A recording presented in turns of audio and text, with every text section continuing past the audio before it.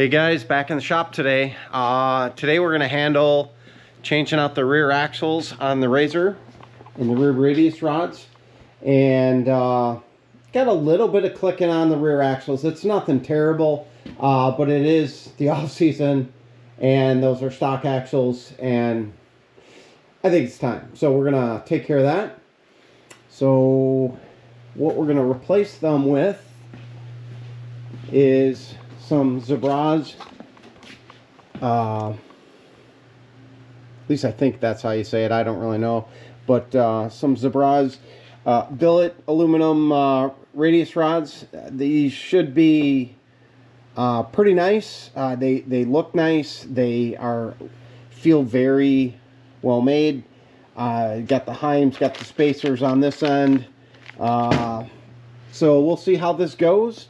I don't think it'll take me too much time. Probably sneak in a trainee fluid change as well when we're down there. Machine isn't too bad. I moved it forward in the garage, so hopefully this goes pretty quick. All right, so as we get started, speeding through this time lapse a little bit, I just want to stress: make sure you got your machine on some good quality jack stands, and it's stable. You're going to be torquing on the machine, pushing it around. You want to make sure, you know, the thing's not going to fall off and hurt you or damage some part on the machine. I'm kind of repetitive. I'm using my jack to kind of manipulate the trailing arm a little bit.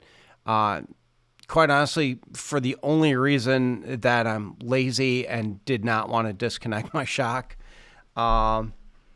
I don't know why. I just didn't feel like doing it. It's not like it's a big deal to do. But anyway, make sure you're taking your time and doing that. The driver's side here comes off decent. I did end up having to cut the bottom bolts off at the machine where it hits the kind of like the pulling arm right there behind the trans. Those lower bolts just completely seized up. I ended up cutting both of them off. Not a huge deal, just kind of a pain in the butt. But, you know, if you don't hit the mud as much as we do, you'll probably be okay. And if you want any reason to stay out of the mud, watch some of my maintenance videos and how I struggle pulling axles and pulling fasteners. And you should have all the incentive you need to stay out of the mud. We like it. Mainly when I say we, my wife loves it. I like it at the time, but the maintenance later kind of kicks your ass, but is what it is. I wanted to do one shout out to my good friends over at Polaris here. I think right about now is when I figured out that this axle cup is stuck in there. So I'm just making preparations to weld the tool back onto the cup and pull it out. All right, so we had another axle that decided it wanted to be stubborn. So all I did is I welded that same tool on, got it on all four sides, and we're gonna try and pull this sucker off.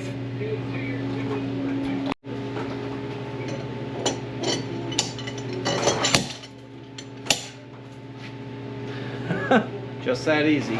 All right, it's a new day, same shirt, got it cleaned, back in the shop, and we're gonna finish this project up in the rear. We left off, I had gotten the rear end kind of stripped down, and I ran into a hardware issue. All my hardware back in this area, it just filled up with dirt and mud and grime, just corroded the hell out of the bolts. And I've taken those on and off a few times now. I just decided to get all new hardware. I went to the store and got what I could find, and I just said screw it and ordered a bunch of Polaris hardware to do it right.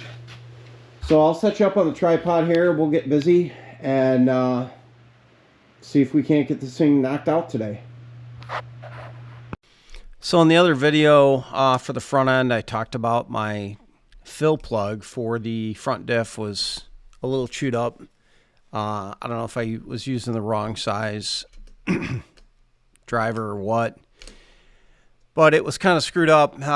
Ran into the same issue with the trans. That fill plug was, I don't know if I was using a SAE standard driver or what, but I believe the trans is like an 8mm or something. I don't remember now that I'm editing the video, but regardless, it was screwed up. I had drained my trans fluid, and I ordered new fill plugs. Well, shout out to Polaris for, their capitalist mindset. That fill plug in the front was $38, and in the rear it was $44. Those things must be amazing to warrant that kind of dollars. I just thought I'd throw that in there, my little, dig to Polaris. Not that anything with side-by-sides are cheap or anything like that, but literally completely blew my mind when I saw the price of those plugs. So shout out to you, Polaris. Thank you.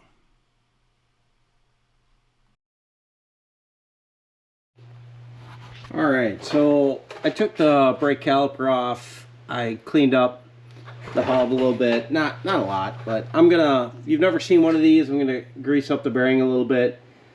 This isn't one of those, you put it in there and you grease it until, grease comes out everywhere. You just put a few pumps in there. There's not a whole lot of, area inside here to accept grease. You don't need that much. So I'm gonna literally, and don't time this or whatever, this is by feel. Just, about.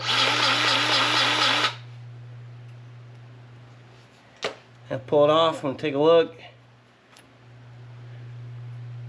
I don't see any grease. I'm gonna go one more hit.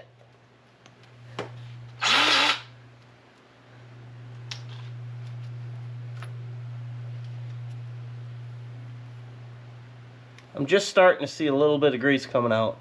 I'd say that's good. That's all we need to do. I just brought up the greasing thing because I know a lot of guys will sit there and just pump grease in there until they see grease coming out all over the bearing. All that does is collect dirt, puts unnecessary strain on the grease. It's just not necessary. And this machine in particular, and again, I'm sure it's self-inflicted due to the mud. It goes through bearings. It eats them. I've got kryptonite bearings all the way around. This is the first bearing that's last more than a season since we've owned it. We started with the stock Polaris bearings, ended up going with the heavy-duty Polaris bearings. Did not make a difference. These kryptonite bearings, they're doing great. I just wish they didn't take so long to get, but as far as, how they do, they're performing great.